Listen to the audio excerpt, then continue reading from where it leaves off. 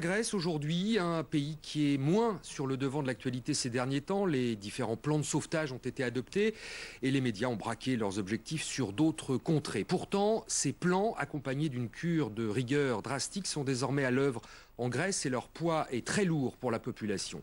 Aujourd'hui, certains essayent tout simplement de survivre, tandis que d'autres, dans les partis d'extrême droite, essayent d'en tirer un avantage politique. Les nouveaux pauvres, c'est un reportage d'Alexia Kefalas, correspondante de France 24 en Grèce.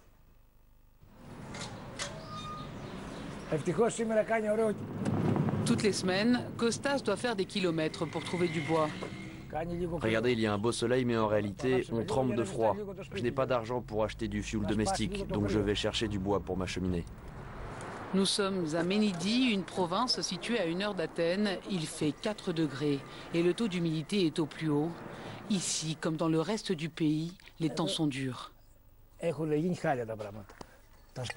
J'ai moi-même construit une cheminée artisanale, chez moi, il y a un mois. On n'a plus d'argent pour se chauffer autrement. Kostas, ouvrier du bâtiment, a perdu son emploi il y a 2 ans. Alors pour que sa famille se chauffe, il économise chaque bûche. Les taxes imposées par la cure d'austérité du gouvernement ont fait exploser le prix du fioul. Il atteint les 1,4 € le litre, le tarif le plus élevé d'Europe. Bois ça, mon chéri, pour te réchauffer, parce qu'il faudra chercher du bois après. La maison est trop humide. Piggy, son épouse, travaille la nuit dans un casino. Elle est la seule à avoir un revenu dans cette famille de classe moyenne, devenue ce que l'on appelle les nouveaux pauvres. Avant, nous étions 4 à travailler et on arrivait à s'en sortir. Maintenant, on ne peut plus payer les factures, les impôts. Les banques nous appellent tout le temps pour rembourser nos prêts. Et puis, il y a le froid. Donc, notre priorité, c'est de survivre.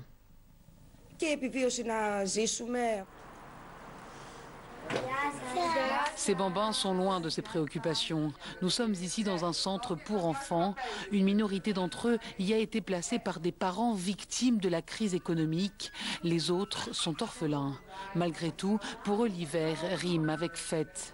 Victoria fait partie de ces milliers de parents qui se sont retrouvés brutalement en dessous du seuil de pauvreté, seule, sans emploi, sans proches. Elle a tout essayé pour garder sa fille de 8 ans à ses côtés. Désespérée, elle accepte de nous parler sous couvert d'anonymat. Il y avait des jours où nous n'avions pas de nourriture et d'autres pas d'électricité. C'était un choix difficile au début, j'y ai beaucoup réfléchi. Je ne pouvais pas vivre sans ma fille.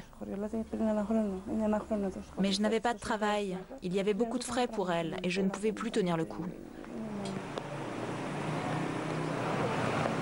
Aujourd'hui, plus d'un quart de la population active grecque est au chômage et la pauvreté menace 3 millions de personnes.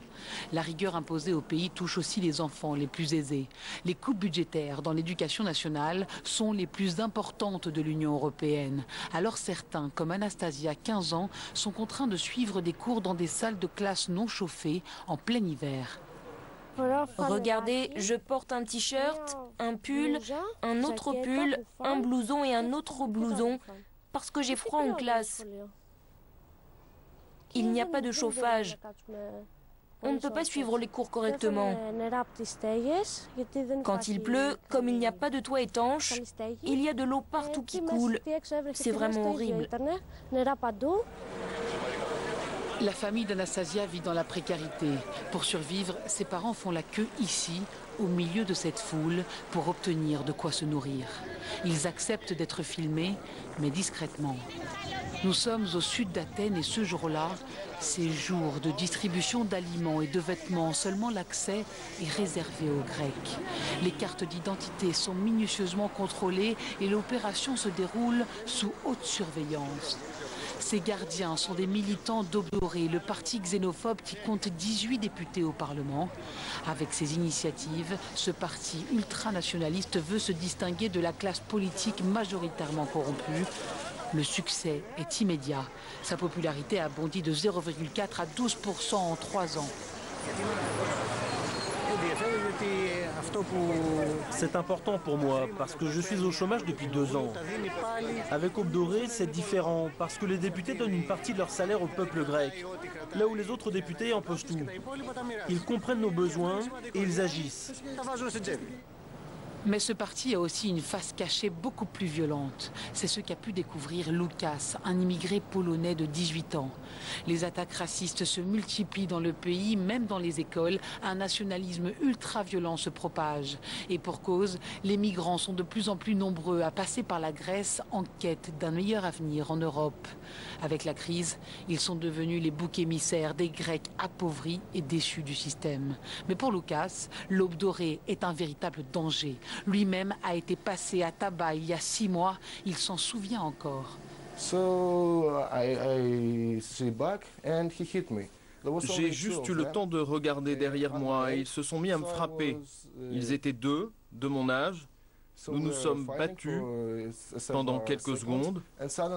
Et puis d'un coup, d'autres étudiants sont arrivés de la station de bus. Ils se sont tous rués sur moi et m'ont frappé. Ils m'ont frappé au visage. Regardez, j'avais une bosse ici.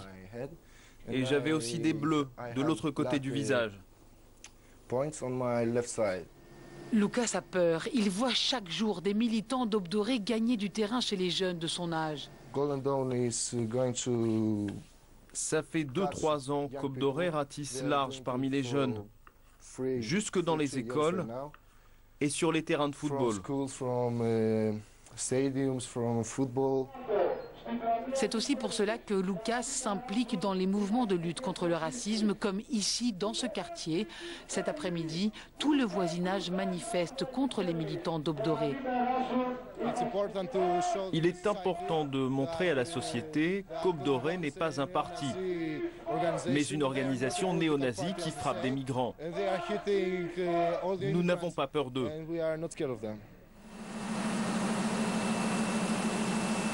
La presse aussi se mobilise contre ce phénomène.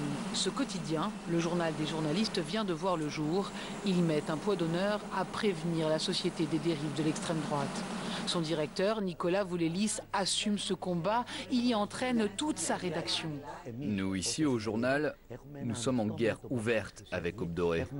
Nous refusons de leur donner la parole, mais nous publions des reportages exclusifs sur eux. Parce que c'est un parti nazi et qu'ils ne s'en cachent pas. Ses membres veulent le retour de la junte, la dictature, la fermeture du Parlement. Et s'ils le pouvaient, ils tueraient tous les migrants qui viennent en Grèce. Les reportages dans la presse grecque sont pourtant largement critiqués et accusés de ne rien faire contre la montée des extrêmes. C'est pour cela que Nicolas Voulelis a créé un journal indépendant du pouvoir politique et des partis, ainsi que des groupes industriels. Je pense que notre journal est un produit de la crise.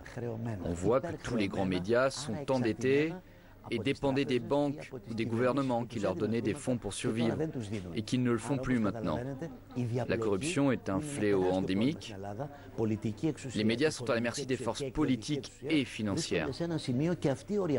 Pour mieux se distinguer, Nicolas Voulelis prépare une édition spéciale du journal sur les comportements extrêmes qui découlent de la crise.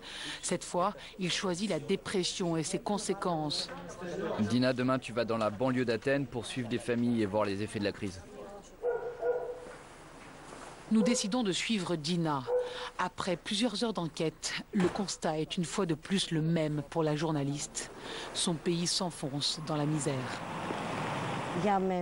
Pour moi, c'est très important de comprendre ce que signifie la colère, la rage, la déception et la déprime des gens, parce que c'est le seul moyen de les comprendre. Ça ne suffit pas de connaître les lois qui vont être votées, le taux de chômage, le taux d'inflation ou le taux de la récession. Au-delà des chiffres, il y a des gens et derrière les gens, il y a des sentiments. La crise en Grèce dure depuis 4 ans. Les conséquences sur le moral sont de facto importantes. Et depuis quelques mois, les hôpitaux psychiatriques sont débordés.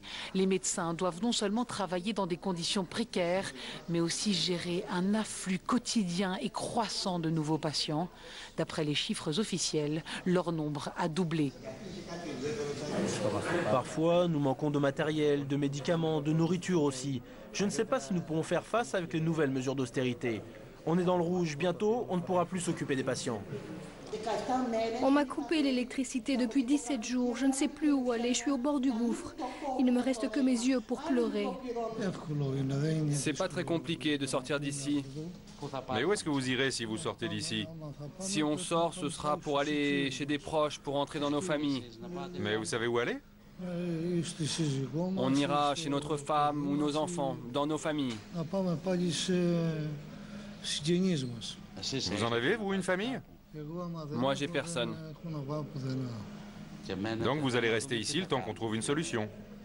J'ai vraiment nulle part où aller maintenant.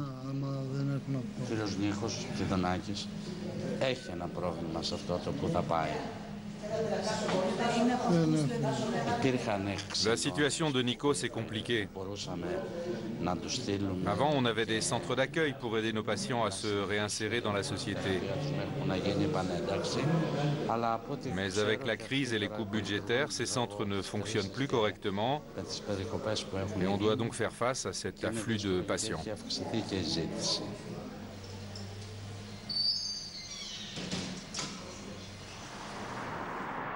Si le ciel d'Athènes est clair ce matin, l'atmosphère s'alourdit la nuit venue. Les cheminées de la ville fument et dégagent alors un nuage toxique qui menace la santé des Grecs. Le taux de pollution a triplé en un mois. Les experts sont en état d'alerte. Kostas aussi s'inquiète de ce phénomène. Nous le retrouvons dans une pharmacie de Ménidie. Bonjour. J'ai des problèmes de respiration. Je pense que cela est dû à la fumée de cheminée, comme ils disent à la télé. Il vous faut voir un médecin, vous savez, je ne peux pas vraiment vous aider. Faites quelque chose pour moi. Dans le pays, la tension continue de monter au rythme des cures d'austérité qui frappent les Grecs jour après jour depuis 3 ans. Mais jusqu'à présent, personne n'a été capable de guérir le problème endémique de la dette. Pourtant, l'Union européenne et le Fonds monétaire international continuent d'injecter une manne financière importante. Plus de 250 milliards d'euros ont été octroyés au pays avec la tutelle budgétaire. Une question reste alors en suspens. La Grèce est-elle un tonneau des Danaïdes ou est-ce l'exemple concret d'un mauvais remède donné à un patient mal diagnostiqué et hautement contagieux ? En plateau avec nous, Alexia Kefalas qui a réalisé ce reportage. Bonjour Alexia, vous êtes correspondante de France 24 en Grèce. Vous avez couvert cette crise, les manifestations qui se sont succédées dans les grandes villes grecques. Y a-t-il une raison d'espérer aujourd'hui quand on est grec ?